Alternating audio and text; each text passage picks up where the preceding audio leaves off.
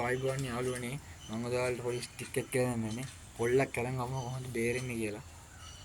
සාමාන්‍ය පොල්ලක් අරන් ආවම අපිට සාමාන්‍ය මේ ආකාරයට නැත්තම් මේ ආකාරයට තමයි ගහන්නේ. ආයි බලමු අද එකෙන් කොහොමද බේරෙන්නේ කියලා.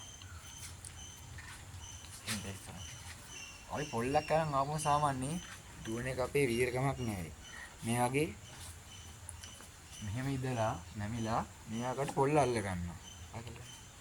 මේ ආකාරයට නැමිලා පොල්ල මෙහාට අල්ල ගන්නවා. එහෙම අල්ලගෙන සාමාන්‍ය මෙහාට කික් එකක් නැත්නම් මේ මොන හරි කික් එකක් අපිට දුන්නේ නැහැ. නැත්නම් තව ආකාරයක කරලා පෙන්නන්න. කොහොම නැමිලා මෙහාට අල්ලගෙන මෙහාට ස්ප්‍රින්ග් කික් එකක්. ඒ කියන්නේ මේ හරියට මෙහාට ස්ප්‍රින්ග් කික් එකක් උනත් ගියයි. ඒක ගොඩක් වෙලාවට පාවිච්චි ගන්න නැහැ. හතුරෙක්ටවත් පාවිච්චි ගන්න නැහැ මන්නම්. ඒ කියන්නේ අමාරුම කෙනෙක් ආවත් ස්ප්‍රින්ග් කික් එක වඩා උලක් නැහැ.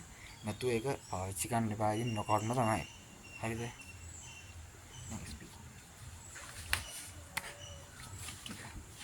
හරිද? අන්නේ විදියට බේරෙන්න පුළුවන්. සාමාන්‍ය මෙහෙම අරන් આવත් පොල්ල එදන් මම කියලා දෙන්නම්. ඉස්සර මේ ආකාරයෙන් මූ වෙලා එතනින් පොල් අල්ලගෙන මෙයාගේ මේ හරියට පාරක් ගහන්න ඕන. ඒ කියන්නේ මේ හරියට ගහුවොත් මේ හරියෙන් නොකරන තමයි. පවර් එක ගහන මේ හරිය කැඩෙන්න ඉඩ තියෙනවා. අපි ඒක පවර් එකෙන් බ්‍රේන් කරලා බලමු.